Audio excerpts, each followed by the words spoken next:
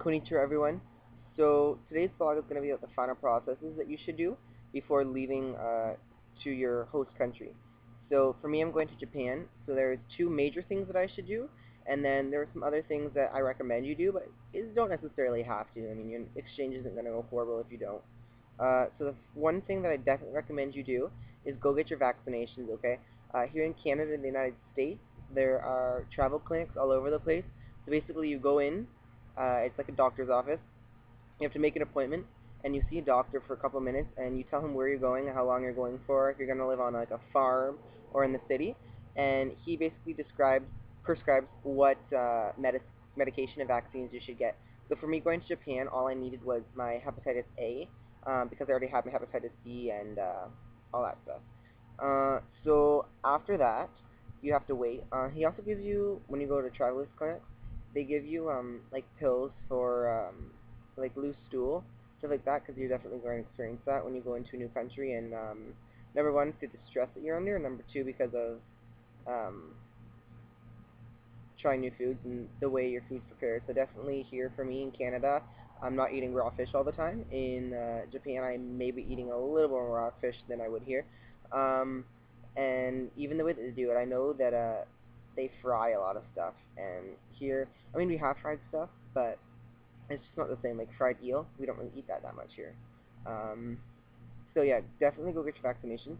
After that, you need to go and um, visit the consulate of your country, of your host country. So for me, I had to go and visit the Japanese consulate. It was in Toronto for me, and I live like 2 hours away from there. So we just took a train in and made a day out of it.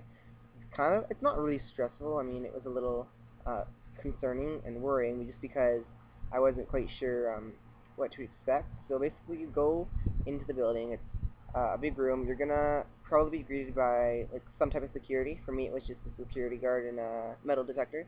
It may be more severe depending on where you're going and what country you're in.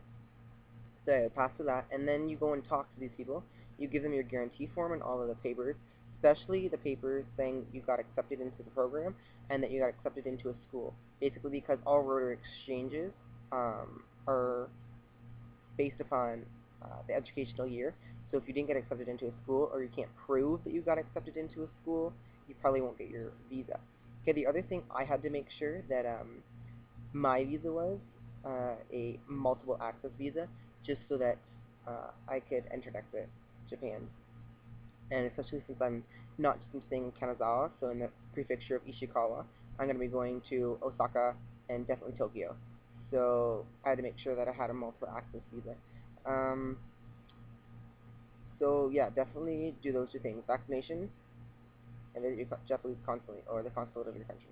Um, After that, you need to go and um, find out about your school and your host family, okay?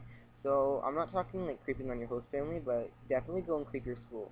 If you have internet access, it's really easy to find your school's official website and look what they're doing. For mine, I can't pronounce the school that I'm going to because it's like this, the um, name is like this long, and I can't pronounce it in Japanese.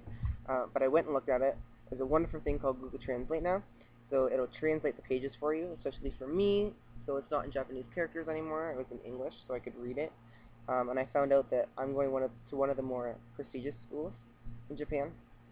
That I go to school 6 days a week, not 5, and that it's a very, very long school day. I also found out that it's a very formal school, and that there's a university attached to it. So that's kind of cool. It also gave me like a layout of the school, so I could see how many buildings were in it, how many stories each building was. So that was definitely exciting for me as well.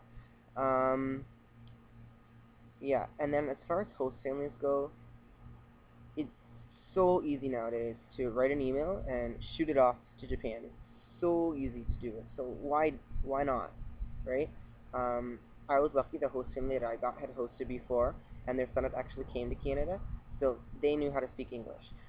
For the exchange students that don't have the opportunity to speak in their native language with their host family, try your best. You know, they understand that you're going to the country to learn the language. They don't expect you to already know it, so give it a try.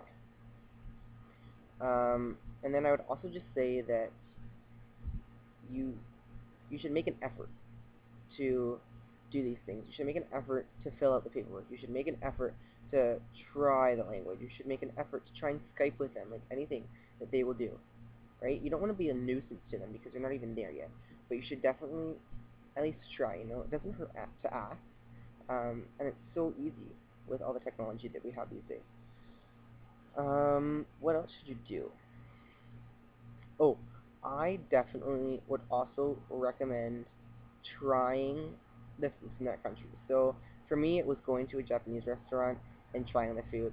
I kind of made it like a fun thing. I went with my friends, um, and we all got to try the food. Now, it was good because we all got to try it together, but it was bad because there was a lot of my friends that didn't like the food, so it was hard to like eat it and like really experience how it tastes because um, it was more like let's have fun and just try food that we've never ate before, right? So we ordered like eel and octopus and stuff like that. So yeah, at least try it. That way you know what you're in for. And like obviously we know that the food's not going to be prepared the exact same way because you're in Canada, you're not in Japan. You're not going to get like traditional Japanese food outside of Japan. It's just not going to happen because it wouldn't be Japanese food anymore, right?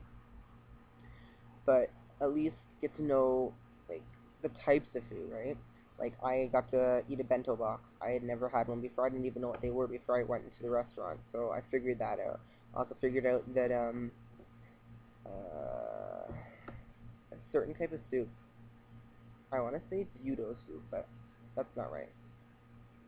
Tokayada soup? Maybe it's Tokayada soup. I can't remember. But yeah, I found out that that's really awesome, and the whole slurping of the soup thing.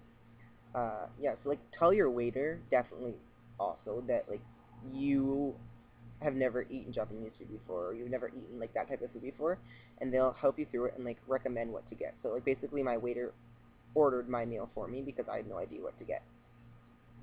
And then like also when you do that, some restaurants will be really nice and like they gave me miso soup like on the house, so I got to try extra stuff for free, which is also cool and like really awesome of them to do that. Um, yeah, other than that, I'm not really sure what else you could do.